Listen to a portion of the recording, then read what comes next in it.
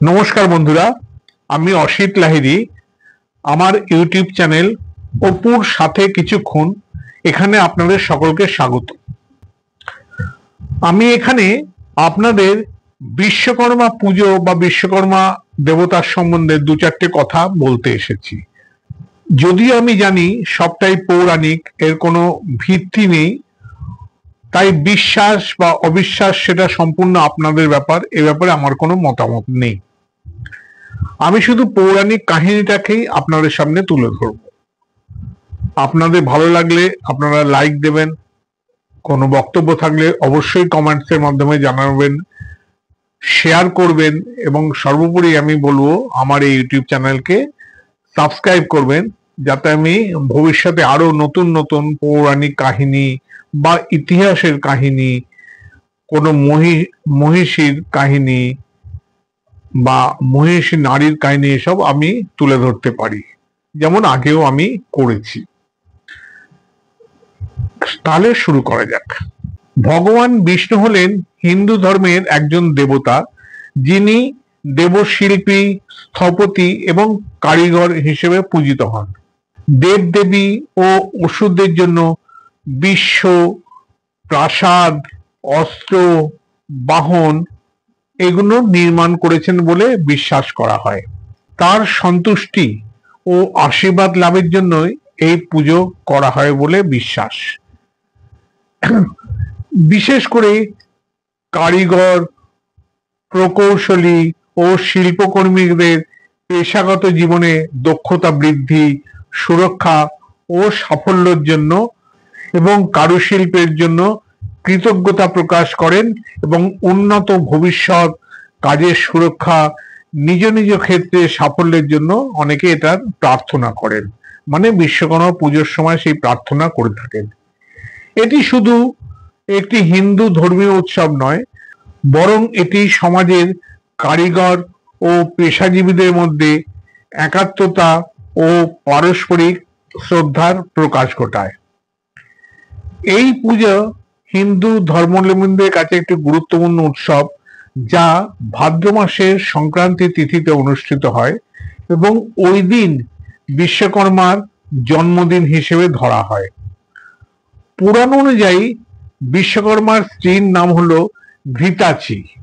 বামন পুরাণ ও ব্রহ্ম বৈতর্ব পুরাণে বিশ্বকর্মা ও ঘৃতাচির উল্লেখ আছে।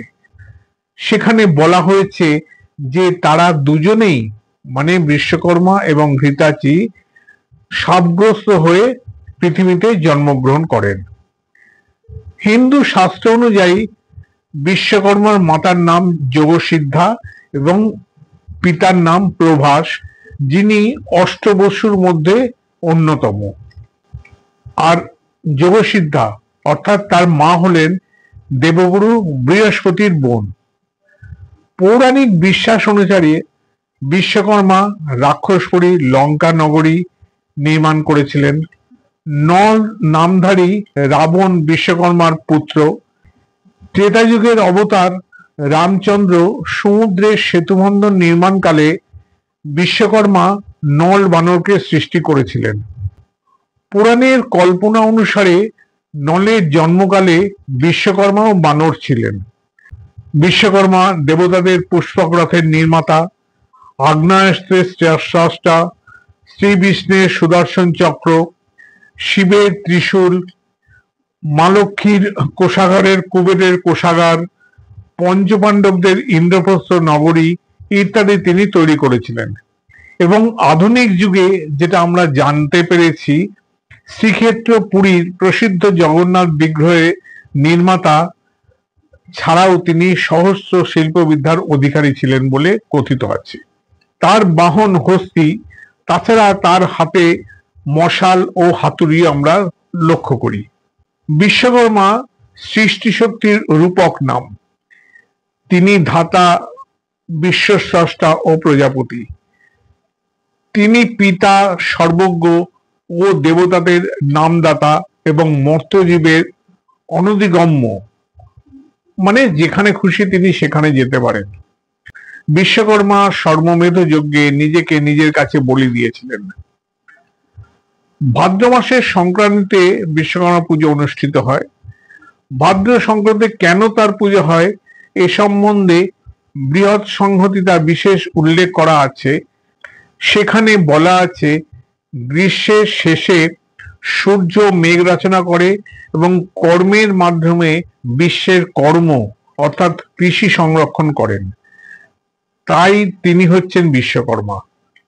ভাদ্র মাসের শেষের দিকে মানে বর্ষার শেষের দিকে যখন বৃষ্টি কমে যায় তখন কৃষিকর্মের পূর্ণতা পায় আর কৃষকরা ফসলের জন্য প্রতীক্ষা করেন। তাই সেই কর্মক্রান্তিতে অর্থাৎ ভাদ্র মাসের সংক্রান্তিতেই তাকে পুজো করে তার প্রতি কৃতজ্ঞতার নিবেদন করেন, বিশেষ করে কৃষক শ্রেণী। এটি দুর্গাপুজোর আগে অনুষ্ঠিত হওয়ার কারণে এটা যেন একটি আগমন বার্তা দেয় যে দেবী দুর্গা আসছেন। যাই হোক বন্ধুরা, আমি যতটুকু সংগ্রহ করে পেরেছি বিস্তারিতভাবে না গিয়ে সংক্ষিপ্তভাবে আপনাদের কাছে তুলে ধরলাম। আমি আগেও বলেছি এটি একটি পৌরাণিক কাহিনী, সুতরাং বিশ্বাস অবিশ্বাস এগুলো আপনাদের যার যার নিজের ব্যাপার। আমি এই ব্যাপারে আপনাদের কোনো কিছু আমার মতামত জানাচ্ছি না। আপনাদের ভালো লাগলে আপনারা এটাকে শেয়ার করবেন, লাইক দেবেন, সাবস্ক্রাইব করবেন এবং অবশ্যই কোনো বক্তব্য থাকলে সেটা আমাকে কমেন্টসের মাধ্যমে জানাবেন। তাহলে আজকে বন্ধুরা আমি এটা এখানেই শেষ করলাম। পরবর্তী দিনে আবার নতুন কোনো টপিকস নিয়ে আমি আপনাদের সামনে উপস্থিত হব। এখনকার মতন রাখি, সবাই ভালো থাকবেন, নমস্কার।